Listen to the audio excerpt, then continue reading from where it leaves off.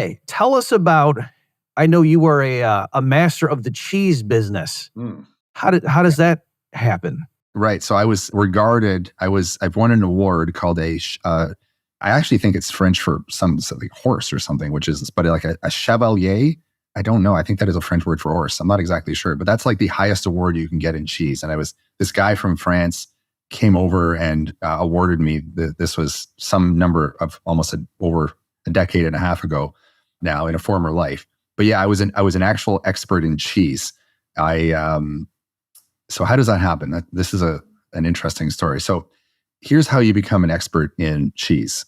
You get a career as a naturopath. So that was my original career profession was in naturopathic medicine. Patients would come in to see me and they would say, I'd like to get healthier. And I would say, okay, well, let's start with the basics, diet and exercise. Fair enough. So I'd prescribe diet and exercise.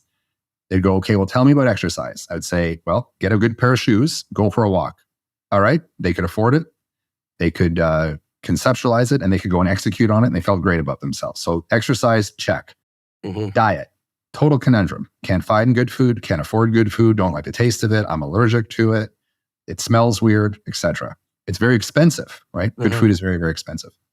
So diet was a real challenge. So then I went out to kind of solve this challenge. I've solved exercise and now I needed to solve diet.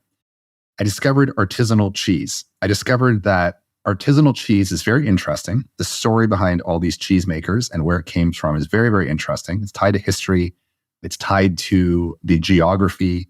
At the time, the Food Network was getting very popular and food was becoming very trendy. To say you were a foodie was very, very cool. To be able to like show up at work at the water cooler and talk about food or wine pairing was very, very cool. Like you were kind of in if you could do this. So I kind of timed that well.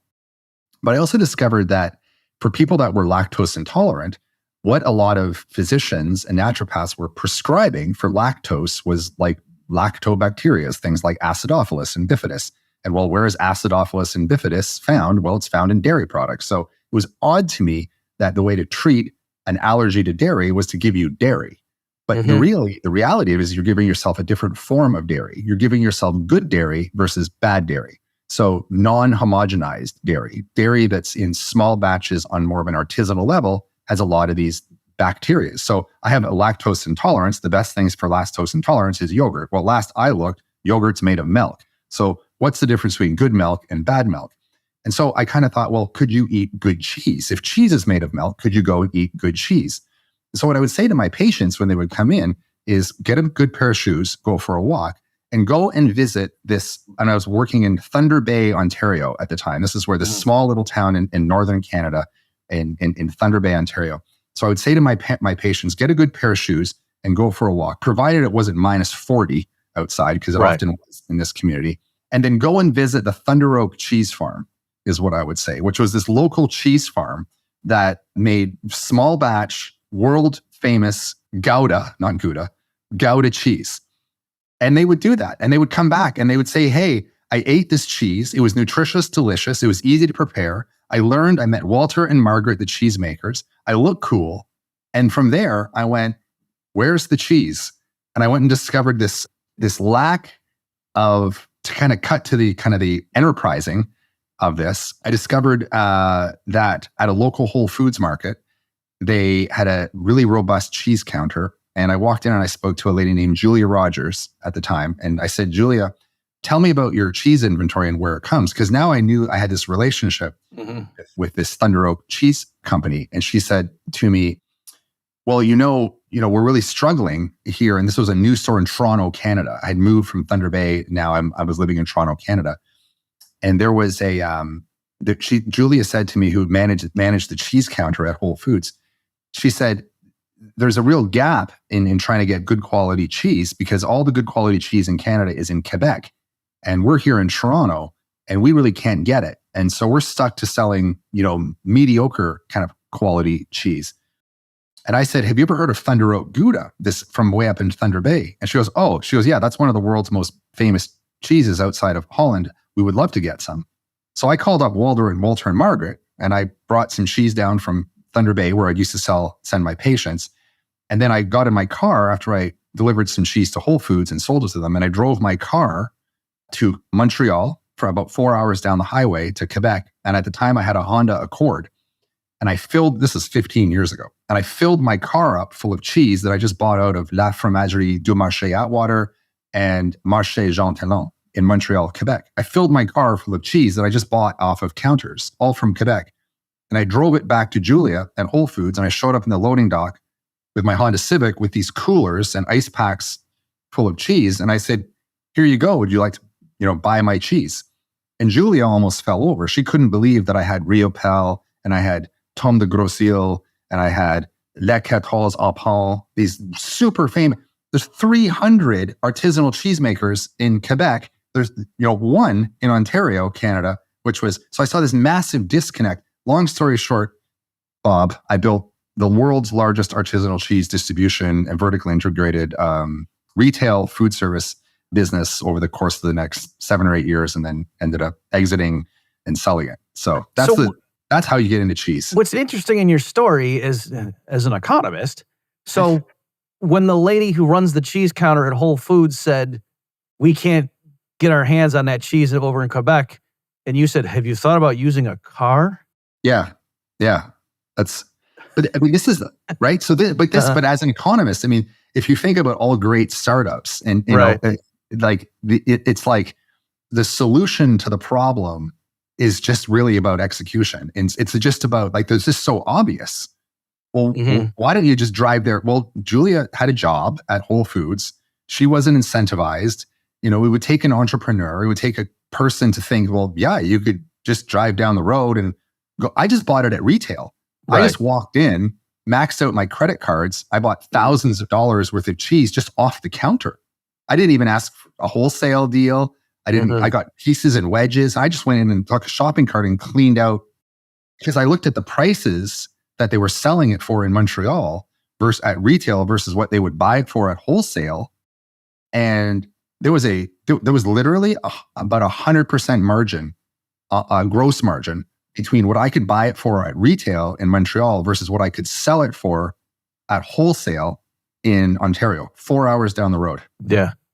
I mean, I understand why it would take someone, with a certain degree of intrepidity to try that, because I would be, I can just think that if it were me, I would be worried if I go do that and show up, they're going to say, no, there's health code violation. I can't buy cheese from some guy out of his car. What are you talking about? You know what I mean? They'd shut me down. I can't do that. And then I'd be stuck with thousands of dollars of cheese and be like, well, I guess I know what I'm eating this weekend.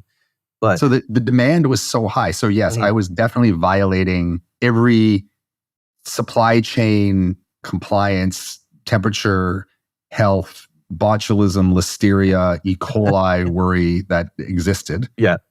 But if you think about it, again, thinking about the economics of it, the demand was so high that even a corporation, and at the time Whole Foods was still was a multinational even 15 years ago. It was a very big organization. I mean, this is probably 12 years ago now, really.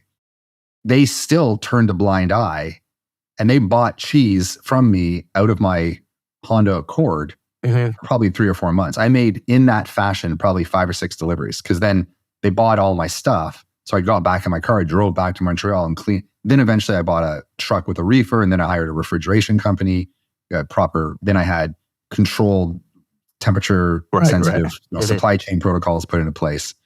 Yeah, but they were willing to buy the cheese from me in that fashion. Okay, and then I've heard you tell this story before. Can you explain, your distribution opened up, and then your idea of it wasn't the cheese. Eventually, it was the story you told. Right. So one of the things we built this huge organization. We were in 3 different countries selling cheese. A lot of it was imported from Europe at this point in time, distributed kind of from Toronto, Ontario, Canada, around North America. We even sold cheese into Mexico and a couple Caribbean countries, kind of in one-off kind of situations. So I had this large sales team. And the message that I gave to the sales team was always be really passionate about the food, because we branched out into not just cheese, we branched into other deli type products, charcuterie and dry cured meats and various condiments and things like that. Well, I mean, we were selling to Walmart, we were selling to Costco, we were selling to Kroger, large, big banner grocers. We had a big food service division. So we had a big sales team. And I would say to the sales team all the time, be passionate about the food that you sell for one reason.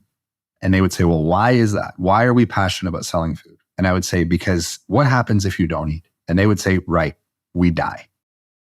You need food to live. And it kind of got back to how I got into this as a naturopath, where, if you spent more on your food, because food is a commodity, generally speaking, you would get more. You would get a better culinary experience. It would be more delicious. And generally speaking, if it was made in small batches and it was artisanal, it would be more healthy for you as well. So we would always say, be passionate about the food that you sell and you educate. We sold through education. We would educate everyone on where the food came from, how it could affect you from a health perspective, how to pair it with wine. These are kind of the three components to it. Be passionate about what you sell, because if you don't buy the thing that we're selling, you're going to die. Basically, if you don't eat, you're going to die was the message. So eat well was kind of our message. And our sales team were fired up about that, right? We didn't say that directly, but we kind of got around it by saying, put good things into your body and don't be afraid to pay for it, because it's the better it is, the more expensive it's going to be, right? Kind of food's a commodity. So there's the kind of the economics again. Hey, everybody, this is Bob Murphy. Thanks for listening to this clip from the Infi podcast.